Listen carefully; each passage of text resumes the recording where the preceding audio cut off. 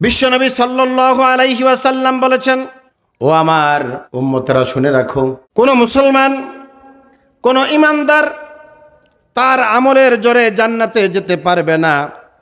কোন মুসলমান আমলের জোরে, আমল দিয়ে জান্নাতে যাওয়া যাবে এই গ্যারান্টি নাই, যদি আল্লাহ রাব্বুল আলামিন তার প্রতি রহমতের নজর না দেন। সুবহানাল্লাহ পড়েন। সাহাবায়ে কেরাম প্রশ্ন করলেন, ইয়া রাসূলুল্লাহ, ইয়া হাবিবাল্লাহ, ওয়ালা আনতা, আপনি নবীও কি আপনার আমলের জোরে জান্নাতে যেতে পারবেন না? আল্লাহ তাআলার রহমত ছাড়া, করুণা ছাড়া আপনি নবীও কি বেহেশতে যেতে পারবেন না? নবী সাল্লাল্লাহু আলাইহি ওয়াসাল্লাম বললেন, ওয়ালা আনা, ও উম্মতরা শুনে রাখো, ও আমার সাহাবীরা শুনে রাখো, ও পৃথিবীর মানুষেরা শুনে রাখো, আমি নবীও আল্লাহ তাআলার রহমত ছাড়া, করুণা ছাড়া জান্নাতে যেতে পারবো না। সুবহানাল্লাহ।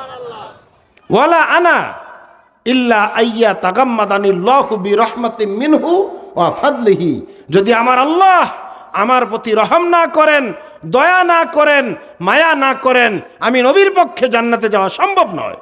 কথাটা বলতেছেন কি আপনি খেয়াল করবেন, যে রাসূলের সুপারিশ ছাড়া কোন মুমিন জান্নাতে যেতে পারবে না, সেই রাসূল বলতেছেন জান্নাতে যাওয়ার জন্য কার রহমত লাগবে? কার রহমত লাগবে? সুতরাং আমার মতো, আপনার মতো সাধারণ নাখান্দা বান্দা আমাদের কি উপায় হবে? তবে হতে পারে আমাদের জীবনের ছোট্ট একটি আমল যদি আল্লাহর দরবারে কবুল হয়ে যায়, আল্লাহ তাআলা এই উসিলায় যদি আমাদের প্রতি একবার রহমতের নজরটা দেন, আমাদের আর কোনো টেনশন নাই। সুবহানাল্লাহ। হতে পারে না? কোন আমলটা আল্লাহর দরবারে কবুল হবে এটা কি আমরা জানি? জানি বন্ধুরা? রাসূল করিম সাল্লাল্লাহু আলাইহি ওয়াসাল্লাম দুই মহিলার কথা বললেন। বেশ্যা মহিলা, বনি ইসরাইল কওমের মধ্যে এক মহিলা ছিল বেশ্যা। ওই মহিলা একদিন একটা কূপের পাশ দিয়ে যাচ্ছিল। মহিলা লক্ষ্য করে দেখে আল্লাহ তাআলার একটা মাখলুক কুকুর পানির তৃষ্ণায় ছটফট করতেছে। পানির পিপাসায় কুকুরের জিহ্বাটা বের হয়ে গেছে।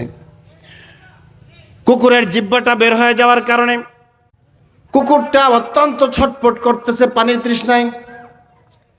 কুকুর চেষ্টা করতেছে কূপের ভিতর থেকে পানি নিয়ে পান করবে, অথচ পানি এত নিচে, কুকুরটা কূপ থেকে পানি নিয়ে পান করবে সেই সুযোগটা পাচ্ছে না।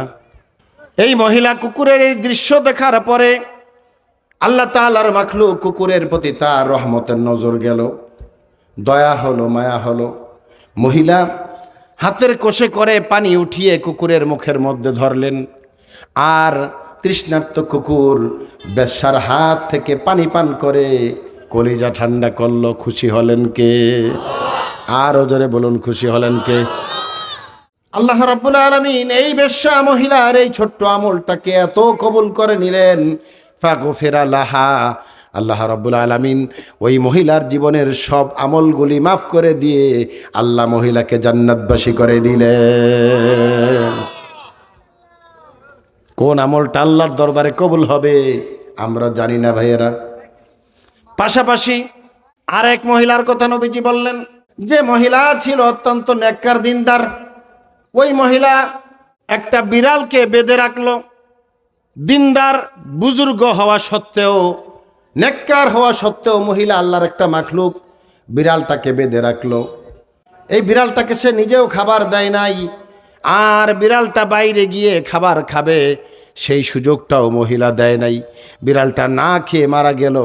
এই মহিলার প্রতি আল্লাহ পাক এমন নারাজ হয়ে গেলেন, তার জীবনের সব আমলগুলি আল্লাহ বরবাদ করে দিলেন।